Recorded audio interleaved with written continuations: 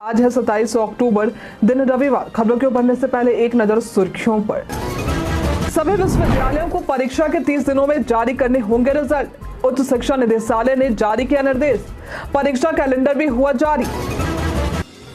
90 दिनों के अंदर चालान जमा करना हुआ अनिवार्य। नहीं देने पर वाहन मालिक को मिलेगा रिमाइंडर। गाड़ी भी कर दिए जाएंगे ब्लैक लिस्टेड। बीपीएससी ने सीसी परीक्षा के लिए पदों में की वृद्धि। 13 दिसंबर को 34 जिलों में होगा परीक्षा का आयोजन। 4 नवंबर है आवेदन की अंतिम तारीख। मनोज वाजपेयी विशेष जूरी पुरस्कार से हुए सम्मानित। इस सम्मान के बाद वाजपेयी का रिएक्शन आया सामने। राम रेड्डी के निर्देशन में बनी थी यह फिल्म। बेगूसराय के 6 प्रखंडों में जॉब कैंप का होगा आयोजन। 4 से 13 नवंबर तक चलेगा रोजगार मेला। 10वीं 12वीं पास अभ्यर्थियों को मिलेगा मौका। बिहार में बाढ़ से निपटने के लिए शुरू हुई तैयारी। भीमनगर की तर्ज पर बनेगा नया बैराज। केंद्र सरकार से प्रस्ताव पर मिली सहमति। दूसरे टेस्ट मैच में भारत को मिली हार। कप्तान रोहित शर्मा ने खिलाड़ियों का किया बचाव। भारतीय टीम की हार को बताया निराशाजनक। इंश्योरेंस कंपनी लिमिटेड यानी एनआईसीएल द्वारा असिस्टेंट के लिए 500 पदों पर भर्ती निकाली गई है। आवेदन प्रक्रिया शुरू है और आवेदन करने की अंतिम तारीख 11 नवंबर है। इच्छुक उम्मीदवार इसके आधिकारिक वेबसाइट nationalinsurance.nic.in पर जाकर आवेदन कर सकते हैं।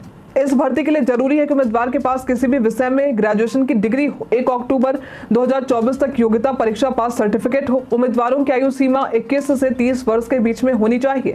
भर्ती से संबंधित सटीक और अधिक जानकारी के लिए आप इसके आधिकारिक वेबसाइट और अधिसूचना को देख सकते हैं।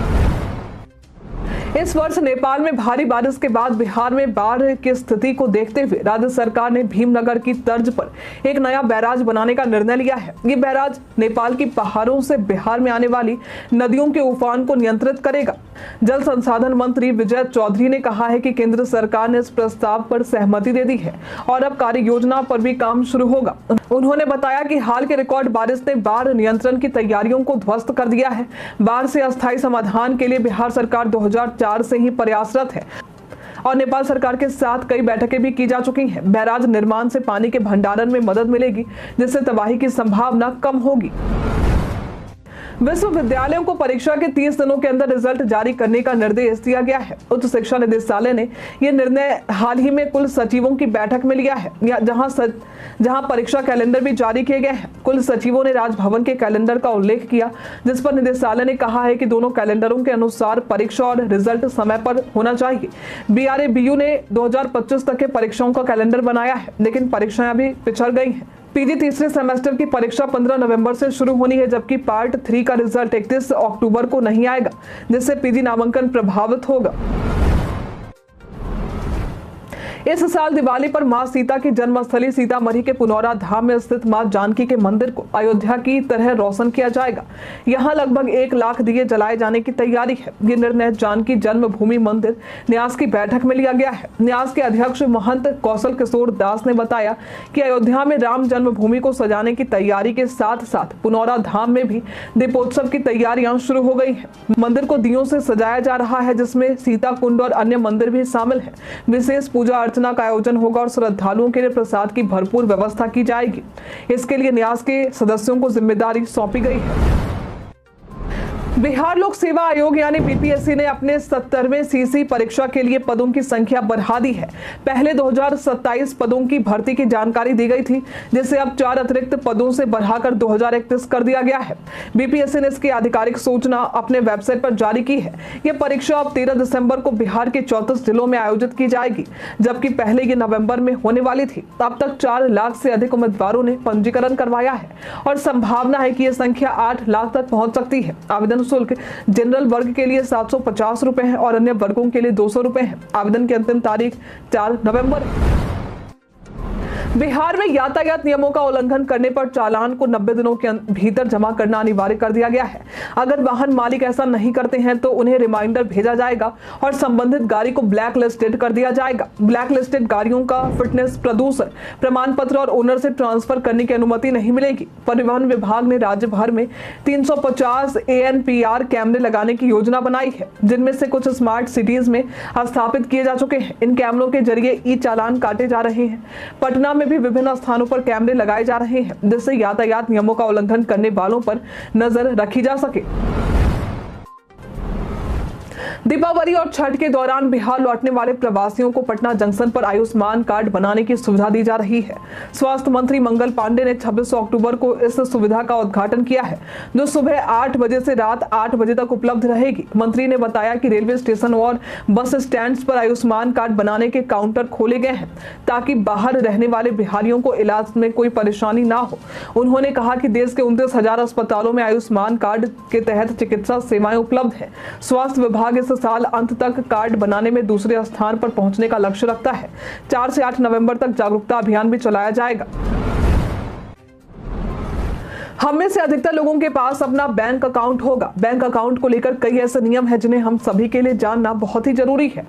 कई बार आपने सुना होगा कि कुछ खाते निष्क्रिय या इनएक्टिव हो जाते हैं। अगर कोई व्यक्ति 2 वर्ष से अधिक समय तक अपने खाते में लेन देन नहीं करता है, तो बैंक उस खाते को निष्क्रिय कर देता है। निष्क्रिय होने पर उपयोगकर्ता किसी से भी लेन देन नहीं कर सकते हैं, लेकिन खाते में मौजूद राशि और ब्याज वैसे ही बना रहता है। निष्क्रिय खाते को फिर से सक्रिय करने के लिए उपयोगकर्ता को बैंक में जाकर केवाईसी करवानी होगी। इसके लिए पैन और आधार जैसे आवश्यक दस्तावेजों की जरूरत होती है। अच्छी बात यह है कि निष्क्रिय खाते को नियमित करने के लिए कोई भी शुल्क नहीं लगता है और आरबीआई के नियमों के अनुसार बैंक द्वारा कोई पेनल्टी भी नहीं लगाई जा सकती है। नीतीश सरकार ने एक वरिष्ठ आईपीएस अधिकारी का तबादला किया है। हाल ही में पुलिस महानिदेशक के पद पर प्रोन्नत हुए अपर पुलिस महानिदेशक मुख्यालय जितेंद्र सिंह गंगवार अब महानिदेशक सह आयुक्त असैनिक सुरक्षा बिहार के पद पर नियुक्त किए गए हैं। गृह विभाग ने इस संबंध में आधिकारिक अधिसूचना जारी कर दी है। अधिसूचना में कहा गया है कि जितेंद्र सिंह गंगवार को 1993 बैच के जो आईपीएस अधिकारी हैं, अगले आदेश तक वे महानिदेशक मुख्यालय का अतिरिक्त प्रभार भी संभालेंगे। उन्हें हाल ही में इस पद पर प्रोन्नत किया गया था और अब उन्हें नई जिम्मेदारियां सौंपी गई हैं। श्रम संसाधन विभाग के नियोजनालय बेगूसराय ने सुरक्षा गार्ड और सुपरवाइजर के पदों पर रोजगार उपलब्ध कराने के लिए 6 प्रखंडों में जॉब कैंप आयोजित करने का निर्णय लिया है। ये विशेष कैंप 6 दिनों तक चलेगा, जिसमें युवाओं को रोजगार के अवसर दिए जाएंगे। कैंप सुबह 11 बजे से शाम 4 बजे तक चलेगा। सुरक्षा सुपरवाइजर पद के लिए इंटर पास युवाओं का चयन किया जाएगा, जिन्हें 18,000 से 25,000 रुपए का वेतन मिलेगा। वहीं मैट्रिक पास युवाओं का चयन सुरक्षा जवान के लिए किया जाएगा, जिनकी ऊंचाई 168 सेंटीमीटर होनी चाहिए। उनका वेतन 13,000 से लेकर 22,000 रुपए के बीच में होगा। आवेदकों को एनसीएस पोर्टल www.ncs.gov.in पर रजिस्ट्रेशन करवाना होगा।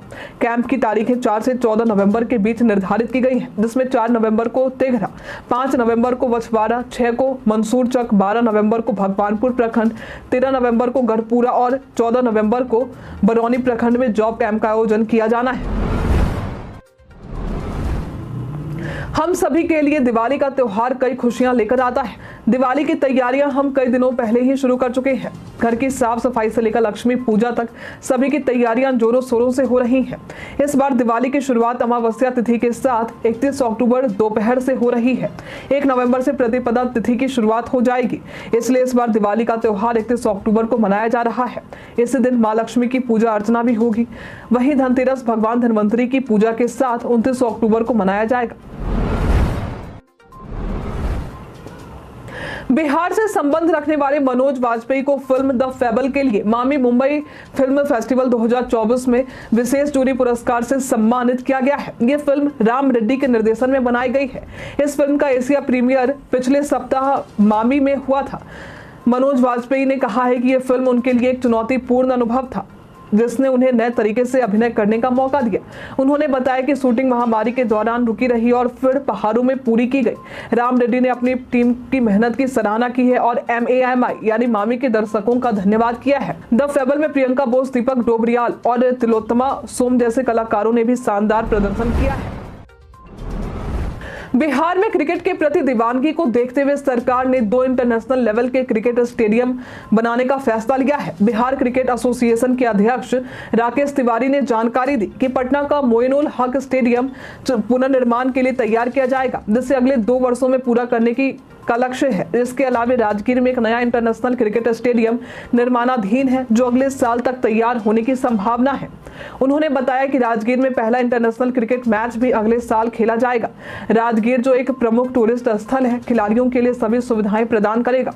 स्टेडियम का उद्घाटन अगले 3 से 4 महीने में होने की उम्मीद है। बंगाल और उड़ीसा में आए चक्रवाती तूफान दाना का असर बिहार में भी देखने को मिल रहा है। आज भी प्रदेश में कई जगहों पर बारिश होने की संभावना है। प्रदेश में कई जगहों पर तूफान के कारण बारिश की स्थिति और काले बादल छाए हुए हैं। मुंगेर, बांका और कैमूर जैसे दक्षिण पूर्वी बिहार में तो हल्की बूंदाबांदी भी हुई। चक्रवाती तूफान से तापमान में भी गिरावट आई है। हालांकि अब चक्रवात का असर कमजोर पड़ गया है। आज प्रदेश में अधिकतम तापमान 30 से 32 डिग्री और न्यूनतम तापमान 24 से 26 डिग्री रहने की संभावना है।